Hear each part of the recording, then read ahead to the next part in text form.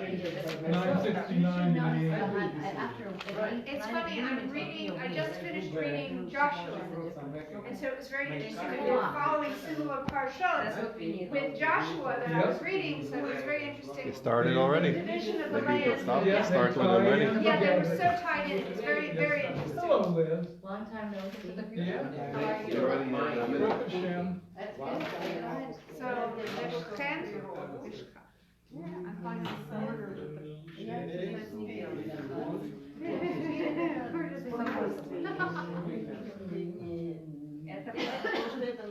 Well, good evening, everyone.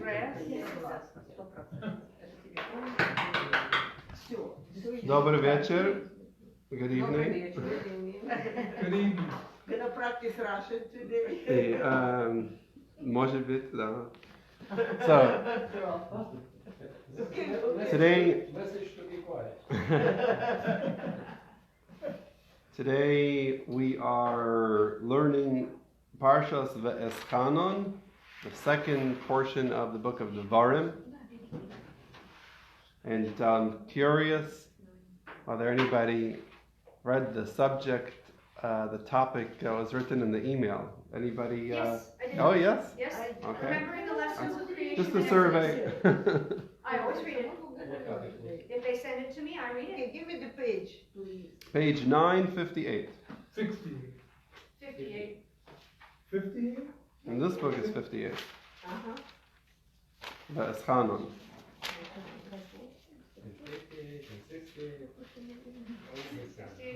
68 is the Yeah, you're Asaras Adibros, yeah? 9. It's also a good page to be at. It ends at 9:16. So, the book of Devarim, the whole book of Devarim, is different than the first four books. Moshe Rabbeinu is sharing these words with Ruach HaKodesh, with his words are guided by Hashem, but as opposed to the first four books, where Moshe Rabbeinu is repeating what Hashem told him to say, you know, the other books would say, "Vayomer Hashem al Moshe leimar." Hashem spoke to Moshe, and this is what he said. So it's Hashem's words. Moshe Rabbeinu just repeats what Hashem says. The book of Devarim, Moshe Rabbeinu is saying the words, not repeating what Hashem told him say this, he's saying this, but he's speaking as if he's speaking his own words, but those words are spoken with the Ruach HaKodesh, and Hashem is guiding his words. So a big difference between the fifth book, and the first four books. And another difference was that the fifth book of the Torah is a preparation to actually enter the land of Israel. The first four books was given in general terms. This is what you should do. This is what you should. This is what you should understand. But the way that Moshe Rabbeinu is talking in the fifth book of the Torah is you're about to go in. Here's a message to get ready to actually go in to start doing the work. In this week's Parsha, we have the repetition of the Aseres HaDibros, the 10 Commandments, and there are some differences in the way that the 10 Commandments are in the Parsha this week. If you look closely, comparing it to the way that they are in Parshas Yisro, you'll see some differences. So the way they are in Parshas Yisro, that's the way that Hashem spoke the Aseres HaDibros. In this Parsha, Moshe Rabbeinu is repeating Aseres HaDibros, but he's not just repeating, he's repeating and explaining. And one of the words in the comparing the first version, and the second version is the opening word about Shabbos. In the first version, we have Zachar, remember. In the second version, what we have in this week's Parsha, starts with Shamar, to keep, to guard, safeguard. Shamar, to safeguard, to keep, to guard. Shamar, compared to Zachar, Zachar is to remember. The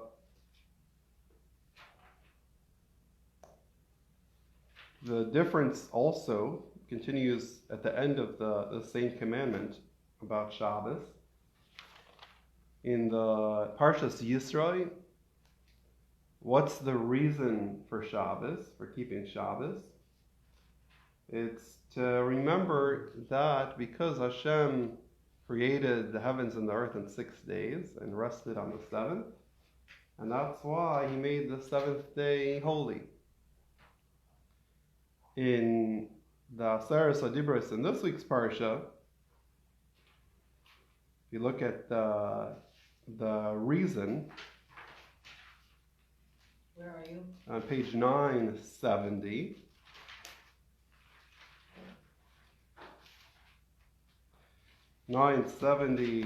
the last verse about Shabbos is verse 15, Tasvav.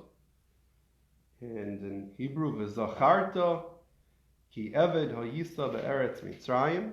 You should remember that you were a slave in the land of Egypt.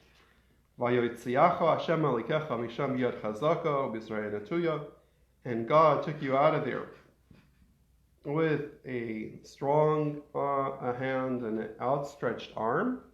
Al kain, because of this, tzivcha Hashem alikecha, Hashem commanded you la'asos es yom HaShabbos, to make the Shabbos day.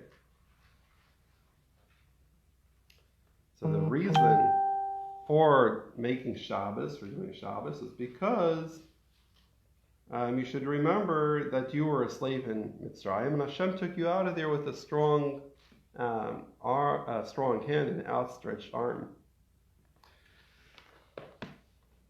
And of course, keeping Shabbos and remembering Shabbos, we're supposed to do both.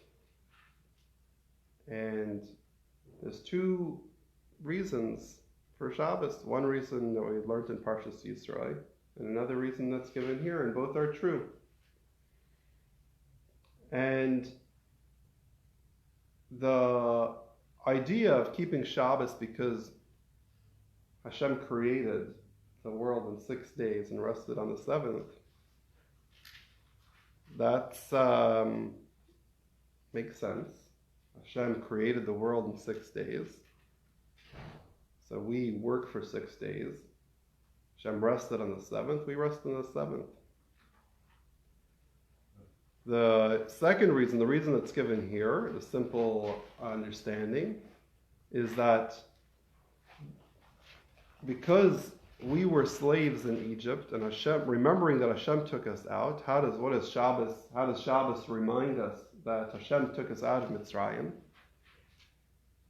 Because when we were slaves, we didn't get a day off. We worked every day with no time off. And to remember that we're not slaves anymore, because Hashem took us out of Mitzrayim, how are we going to show that we're not slaves? We show that we're not slaves by observing Shabbos, by not working on Shabbos. We show, yes, we work the 6 days, but not because we're slaves. Shabbos reflects that we're working because Hashem wants us to work, but not because we're slaves. To show that we're not slaves, that Hashem took us out, is by keeping Shabbos. And Hashem took us out with an outstretched arm, with force, and with miracles. Is not just that if I don't want to, I don't work on Shabbos, but Hashem forced us out of slavery. Or on Shabbos, we're not allowed to work. So Shabbos reminds us about the exodus from Egypt. And then Shabbos also reminds us that Hashem is the creator of the world. And really, the Exodus from Egypt and creation are two very important parts of the Jewish belief. And the creation is the beginning of the Torah. Learn about how Hashem created everything, and believing that Hashem is the creator and the one that made nature is a very important part of what we have to remember. And we also have to remember that Hashem didn't just create it, but Hashem also runs it now. And how do we see that Hashem runs the world now? When Hashem changes things and doesn't just let nature go as usual, but miracles remind us that Hashem is the one that's making nature. So Shabbos has one aspect, which is remembering that Hashem is the creator of nature, and also to remember that Hashem overrides nature and Hashem does miracles, and that reminds us that Hashem is involved in our lives now, not just that Hashem is the one that's originally responsible for our existence, but the one that's responsible now and involved now and pays attention now. Go ahead. But isn't it also that Moshe went over all of the things that were extremely important to remember now that we will be having to do them once we have entered the land, and he's no longer giving us the manna and everything, that we are doing our daily work, but we still remember that he's there. So he's kind of reminding us the importance of what was already said. Yeah. And so that's true for all of the book of Dvarim. That now that we're about to go in, reminding us practically. And really, I wanted to tie that together with the way that the first set of commandments, when we were hearing the Torah directly from Hashem, hearing the Ten Commandments from Hashem, and in general, the first four books, which are Hashem's words directly to us, Moshe just repeating it.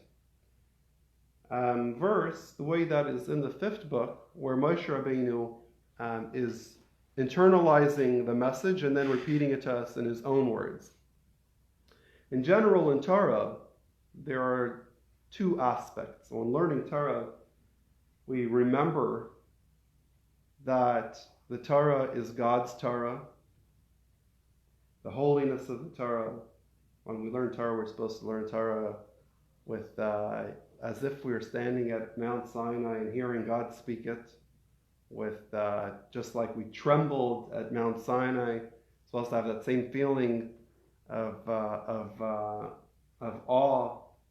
In this is Hashem's wisdom that's beyond the world, and the Torah itself, the Torah is Hashem's wisdom that's above and beyond the world. And then there's a second aspect of Torah, which is that the Torah is specifically given down here in this world. And when we learn Torah, we're supposed to use our own mind to understand Torah. And we're not just supposed to, shut off our mind and just listen, this is what Hashem wants.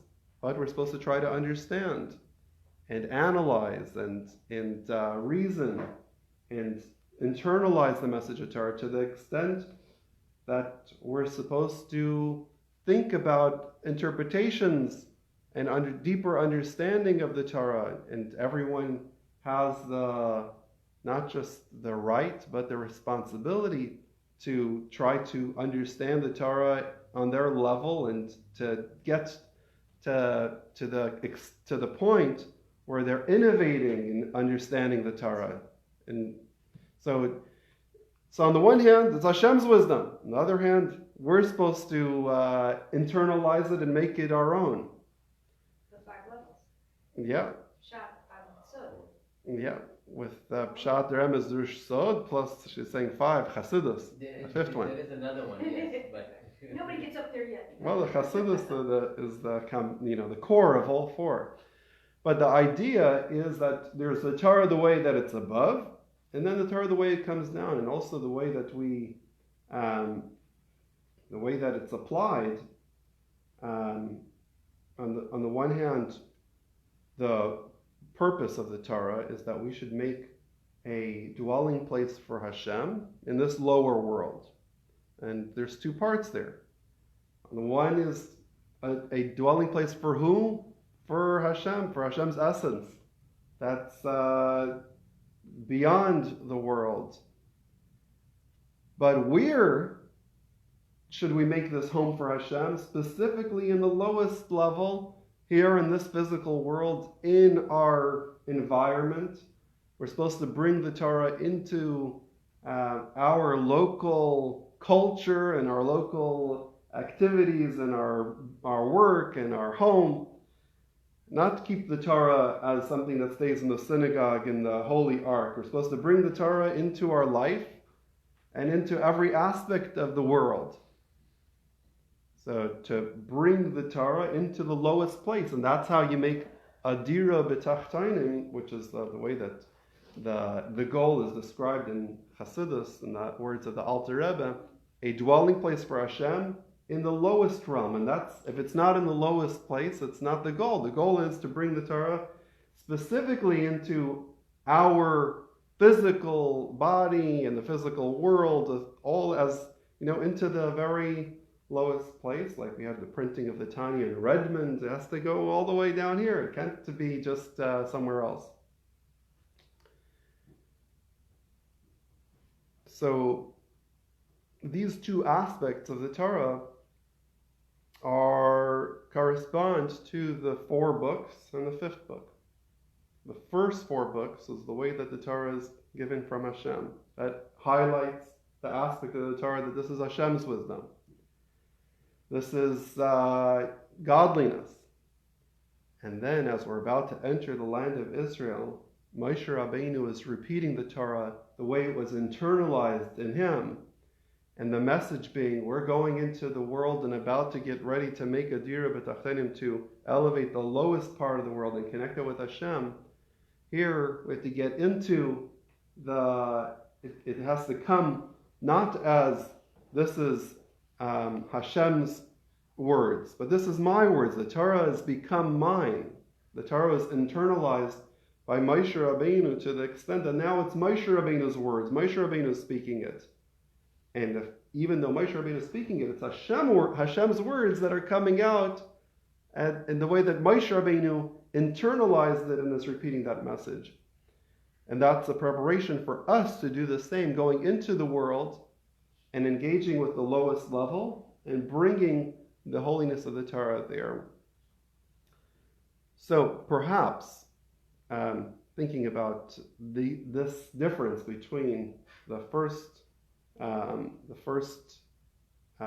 set of the 10 Commandments, the way that they are written in Parshas Yisro, in the book of Shemos, in the second book of the Torah, and the way that they're written here, to remember Shabbos. Remembering Shabbos is a more spiritual aspect. It's to remember Shabbos is something that you do practically. How do you do it? With Kiddush, you're reciting that Shabbos is special. You're remembering Shabbos, Kiddush and Havdalah. It's something that you do with your mind, that you're remembering Shabbos on the level of intellect, and keeping or shamar, safeguarding Shabbos. The simple meaning is to not do work, to refrain from. This is about the action. This is the way that we engage with the world. And remembering Shabbos is that aspect, a higher level of Shabbos, and then Shamar, keeping Shabbos, is bringing that down practically into the world. And perhaps that's also the difference between the reason.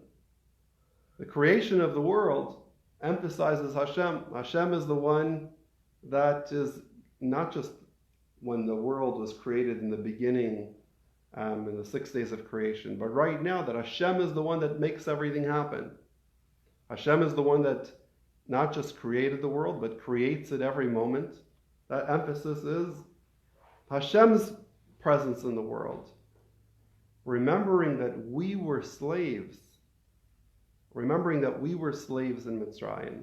And Hashem took us out of Mitzrayim. It puts the focus on us, on our world, and our place in the world. That we were slaves in Mitzrayim. Hashem took us out of Mitzrayim. And that's why we should refrain from working on Shabbos. The highlight being the physical world, and the creation of the world is beyond us. It's not Hashem created the world, of course. It includes me, and includes everybody, including us. But that's Hashem created everything. The highlighting that Hashem took us out of Mitzrayim, the physical location in this world, the land of Egypt, and took us out of there and made us, and made us His, highlights what's going on down here. Yes.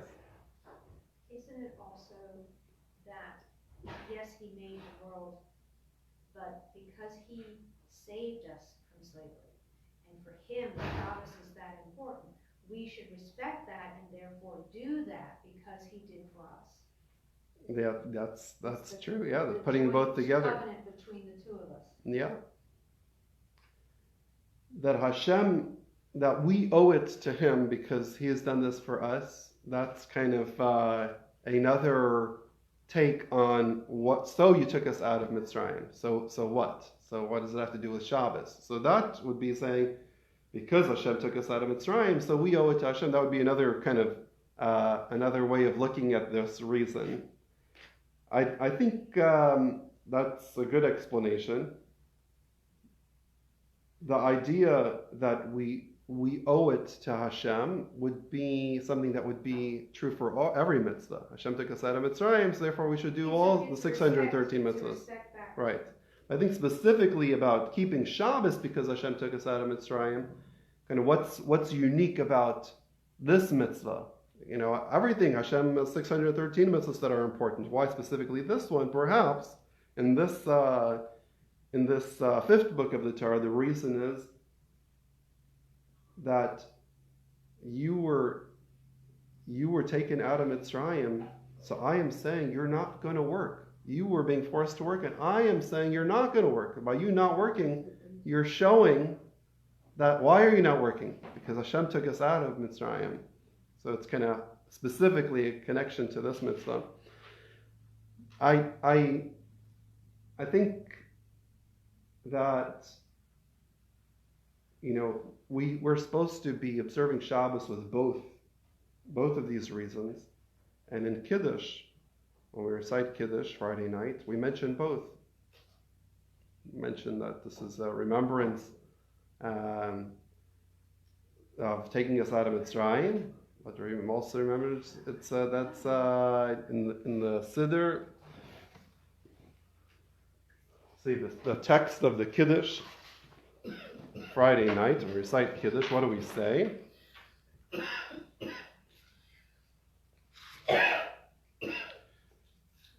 So we say it's a remembrance for the work of creation and a remembrance for the exodus from Egypt.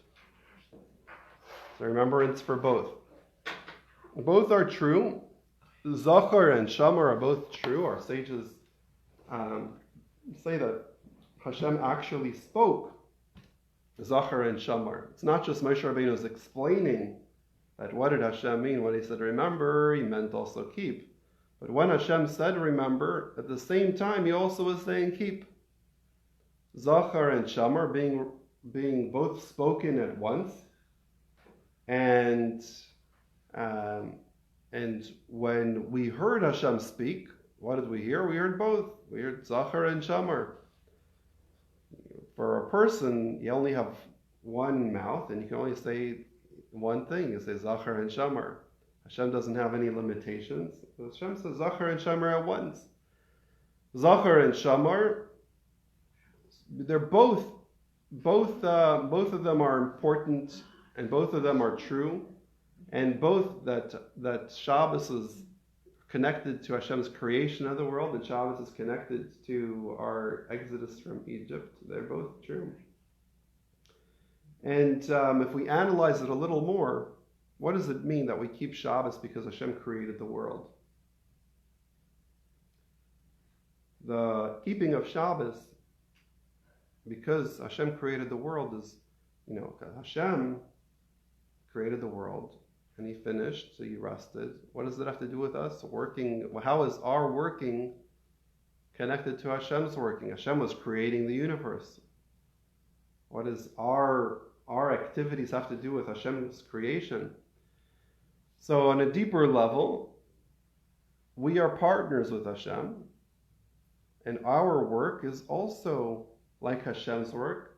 Hashem was creating the world, and us, in our work that we do throughout the week, are working as partners with Hashem to take the world that Hashem made and make it to be more perfect the way that Hashem wants it to be, the way that Hashem asked us to be as partners in perfecting the world. And on Shabbos, Hashem says, Hashem likes the way everything is, and it's good. On Shabbos, we don't change the world, we leave it the way it is, and we focus on how the world is going to be once the job is completely done when Mashiach comes. It's a taste of the time of Mashiach. And we remember that we're working as partners with Hashem, that, just like Hashem worked for 6 days to make the world, we're also working for 6 days to change and improve.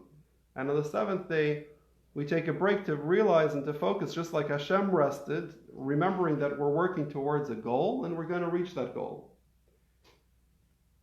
The exodus from Egypt. So the difference between a slave working as a slave and working the way that we work now, it's not that the slave has 1 day off. I'm sorry, the slave doesn't have a day off and we have a day off. But the 6 days that we do work are very different. Not just that a slave works harder, doesn't get paid. So that a slave has meaningless work. The work is just because my masters are taking advantage of me and I'm working and I have no choice, I have to work. But our 6 days of work is not like a slave. Our 6 days of work is meaningful work. We're working towards making the world to be the way that Hashem wants it.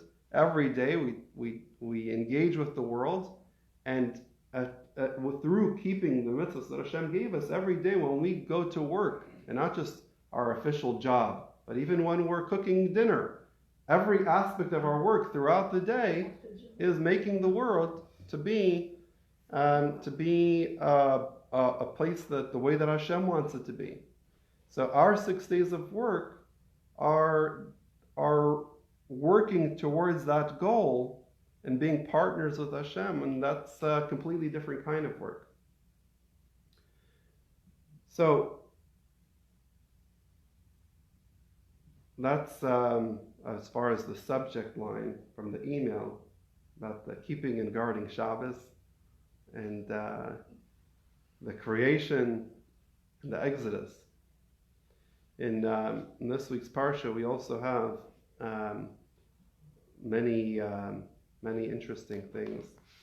And if we talk about the most, in addition to the Aseres HaDibros, talk about the greatest paragraphs from the Torah that we have. Shema Yisrael, is all the way up there.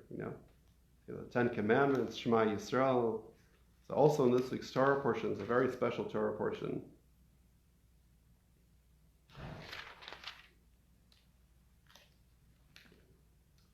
The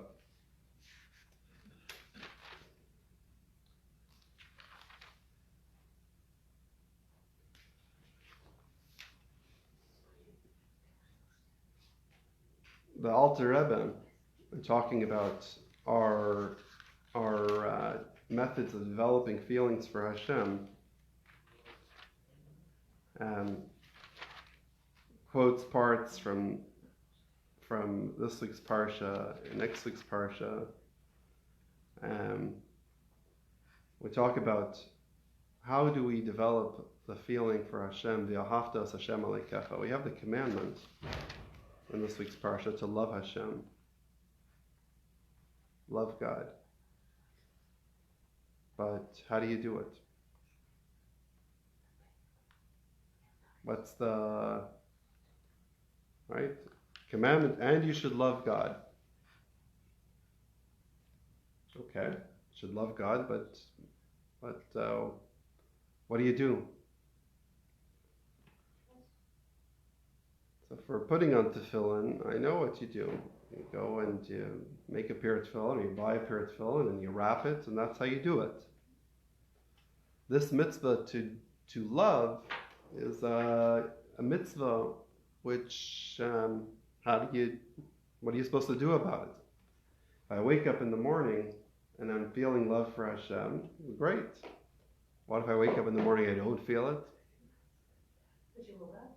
I woke up, well, great. But now I'm ready to do the mitzvah of loving Hashem, so what do I do now? Say thank you for waking up. Okay, so that's appreciation. So I know how to do appreciation and express appreciation, but how do I do this mitzvah to love Hashem? Cry. Trust. No, trust. Trust that He knows. Trust that He's there. Trust that He will guide us. And that He's So- in charge, and you realize it and understand it. So everything that you're saying is good and is correct. Moshe Rabbeinu actually gives us the instructions for how to do this in this Parsha and the next Parsha. And that's something which is not something that everybody notices when you read the Parsha of what Moshe Rabbeinu is trying to accomplish.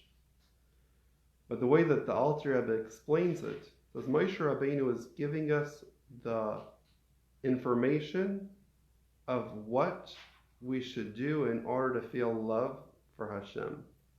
He says, you know what you should do? Think about these things.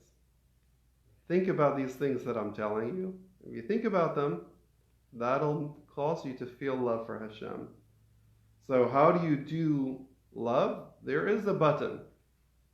The button is think about these things, which I'm telling you to think about. And by thinking about these things, that will make you to feel love.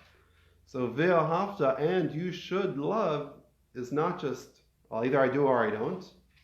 If you don't, well, here's how you do it. Think about these things, and then you'll start feeling it. So we have a lot to think about. So after we have the mitzvah to love Hashem, if we look at the end of the Parsha,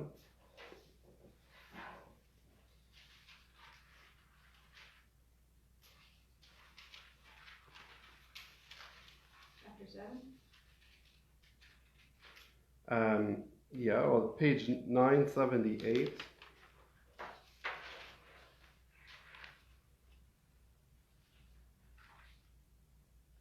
So, for you are a holy people to Hashem, your God. Hashem, your God, has chosen you to be for Him a treasured people above all the peoples that are on the face of the earth. Not because you are more numerous than all the people that Hashem desire you and choose you, for you are the fewest of all peoples, rather because of Hashem's love for you and because He observes the oath that He swore to your forefathers, that He take you out with a strong hand and redeem you from the house of slavery, from the hand of Pharaoh, king of Egypt, and etc. And continuing in next week's Parsha, reading about all the things that Hashem did for us, the Alter Rebbe explains that when we think about everything that Hashem has done for us. So one effect is think about Hashem's love for us. Then as water reflects the face of the one kind of looking at the water, the heart reflects the heart. We think about how Hashem loves us, what Hashem has done for us. That'll make us feel reciprocal love for Hashem. That continues in next week's Parsha on page 990 in the portion Va'ato Yisrael.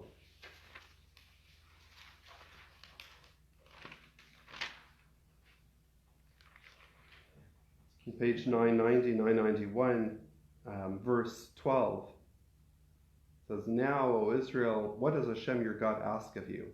Only to fear Hashem your God, to go in all his ways, to love him, and to serve Hashem your God with all your heart and with all your soul, to observe the commandments of Hashem and his decrees, which I command you today, for only your forefathers that no longer stiffen your neck. For Hashem your God, he is the God of the powers and the Lord of the lords, the great, mighty, and awesome God who does not show favor and who does not accept a bribe," etc. What's the message of Moshe Rabbeinu saying? Hashem, study time. That Hashem has created everything, the universe. What does Hashem care about? Hashem cares about us, me. If we think about that, that inspires a feeling of love and a feeling of awe. And we think about everything that Hashem has done and everything that Hashem is. What does Hashem want of me? To show that love back. Go ahead. But isn't it also that when Moshe is telling this, he has already seen the future, and in a way he's trying to warn us that we have to be behaving, and we have to follow these things, and these things are extremely important, kind of like a father reiterating to the child, you're not supposed to do A, B, and C, and really, everything that you have, kind of, he knows what's about to happen, and he's trying to warn us in his way by reminding us of what's important. Moshe Rabbeinu says that, spells it out, outright. He says, I know that you're going to stray, after I die, you're going to go off the path, and tells us about how we're going to go into exile as a result, and tells us also that Hashem will take us out of exile. But instructions for how to develop feelings of love for Hashem, that's in this Parsha. In the next Parsha, that we didn't have before. I kind of feel that the more that you observe the commandments, the more you understand what Hashem has done for you in your everyday life of what happens to you all day long, when things happen to you, good or bad, because it's not really bad, and that when you I probably overreact in some cases, that to realize, isn't this great? Isn't this wonderful? Or if something not so good happens, so you say to yourself, if you remember, this is a test. He wants to see how you're going to behave with this test. And then you realize you either pass that test or you fail that test. But it keeps him in your mind and in your heart. And I think that's a real reason. And I think that by him telling us, you need to observe these commandments, is because he knows that when you do observe these commandments with kavanah, with your heart, then you just realize how much he's done for you. And I think that's a great way to love him back. So my question is, why didn't he tell it in the first 4 books of the Chumash? Why is he waiting till the 5th book and these 2 chapters when he could have told us from the very beginning in the first 4 books?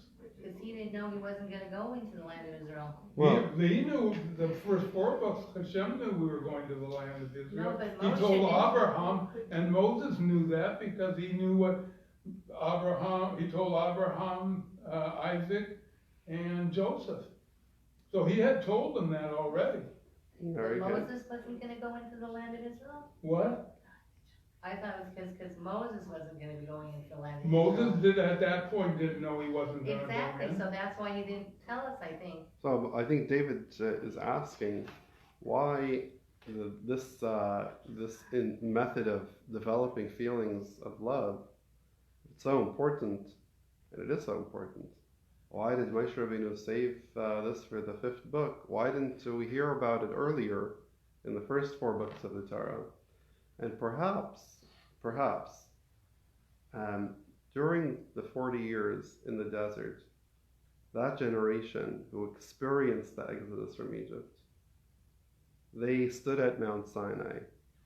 They had Moshe Rabbeinu with them.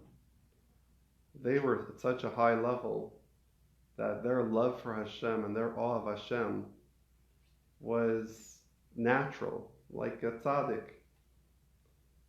They're living off miraculous food every day. They know their life depends on Hashem, the protection from the clouds of glory. The food is the miraculous food. They themselves were in slavery and were taken out, and there was no need for them to have to intellectually develop feelings of love and awe of Hashem. You heard Hashem at Mount Sinai, that shook you up for life. You experienced the Exodus, but perhaps now going into the land of Israel, the next new generation, you didn't have such dramatic things that you can that left that impression for life.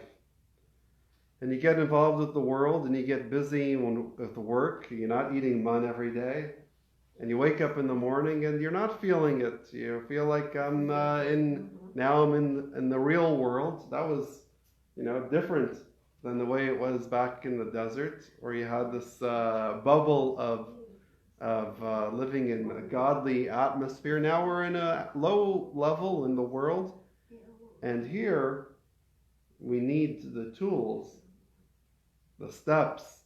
What should I do if I'm not feeling that love for Hashem? How do I make it happen when I didn't wake up in the morning in love with Hashem? When I didn't wake up in the morning feeling that awe. So the steps to build this relationship, even if you didn't start with it, you didn't wake up with it. It's Satisfying? very simple. Very, very simple to get this feeling. When you wake up, especially when you're in touch with the nature, just find the time to get out of your routine, and you'll feel it. So that's it. It's amazing. Even just take a look on the trees and spend a couple minutes, get away of your thoughts of everything. Just look on the tree. That's enough. I think it's enough for some people, when you trained yourself to see a tree, you see the wonder and the beauty of the artist that made the tree. You see you see a tree. You don't see a tree. You see the Hashem, this awesome, awesome creative power in the tree. It's once we train ourselves to look at the world in that way, then just opening our eyes and looking around can be enough. But I think in order to get to that point, I think to some extent, the story about the Alter Rebbe before he passed away, or the Alter Rebbe, or the Mittel Rebbe, and he was looking up at the roof, and he asked the people around him, "What do you see up there?" And they said, "We see a roof." He said, "I don't see a roof. I see the word of Hashem." He looks at the roof. He doesn't see pieces of wood. He sees the word of Hashem that's making pieces of wood to be. So you get to a point, then you don't even have to go outside and look at a tree. You can even be inside, looking at the ceiling. And you don't see a ceiling. You see Hashem's energy. But I think that requires a lot of training to train ourselves to see the world in that way. But I think that if you're living off of man, then every day you can't get distracted. There's no work to go to in the desert. The whole day you learn Torah. You get up in the morning, you go eat the man, the miraculous food. You remember Hashem provided me food this morning. You spend the whole day learning Torah, and then you go to sleep. There's no, but when you go into the land of Israel, and you go and have to work the land, you go to work and you say, now I have to plant, and I have to plow, every day there's work to do. Then you get distracted, then you need the instructions. To David's point, it's like you love the hand that feeds you. In the desert we were fed. Mm-hmm. When we now have to do it, when we have to go out, we will forget. And therefore that's why we have to learn how to reconnect that feeling we had when we were dependent on him for our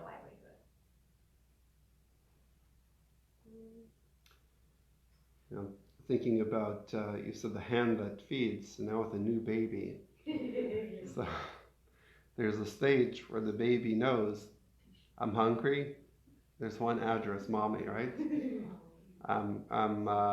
Whatever the problem.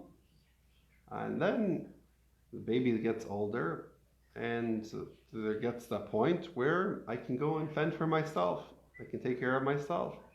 So yes, Mama took care of me when I was a baby. Now she doesn't take care of it anymore. Now I take care of myself. Yes, but when they fall down, they run to right. But with Hashem, and that's true for a relationship with the child, and that's what's supposed to happen. The child is supposed to become independent, and that they can find food on their own and take care of themselves. And they still have to be grateful for what the parents did in the past. But now they're self-sufficient. And there's a danger going into the land of Israel that we also think of Hashem as, yes, back in the day, we needed you. But now I'm taking care of myself. So not only do we want to remember that Hashem took us out of Mitzrayim a long time ago, but that right now Hashem is creating nature. The fact that I am taking care of myself is because Hashem gives me the life and the hands and makes the food grow, makes me to be able to do everything that I do, provides opportunities that I have. And everything is from Hashem now, not just that Hashem started me off some time ago. And remembering that we're free today also when we talk about the Exodus from Egypt. If Hashem hadn't taken us out of slavery, then we would still be slaves. So it's not just, once upon a time was done. And practically speaking, if not for our relationship that we have with Hashem, then our life would be like the life of an animal, where it's slavery now, enslaved to the animalistic nature that we have. Yes, we breathe and we eat and we sleep and we do what we do because that's just we have that nature and we're enslaved to that nature that we have. And having the Torah and having this opportunity for a relationship with Hashem gives us freedom every day and every moment. So, to end off with the name of the Parsha, I'm sure every year this is something that we talk about. Moshe Rabbeinu begged to go into the land of Israel. And I pleaded, how is it translated here? And I implored, right? Please let me go in. Why did Moshe Rabbeinu want to go in? So again, the reason Moshe Rabbeinu wanted to go in was because Moshe Rabbeinu recognized that the goal of the Torah is not just to be spiritual, but to make a home for Hashem in the lower world. That's only possible by going into the world. Moshe Rabbeinu wanted to be part of that, to get into the lower world. And that's the message Moshe Rabbeinu is telling us. And you're lucky enough to go in. Remember why you're going in. Remember what the goal is. I wish that I can be joining you and going into the world to elevate the lowest level and to bring the godliness down to the lowest level. Appreciate the gift. Yep. Have a wonderful evening. Thank you very much. You're very welcome. Thank you very much.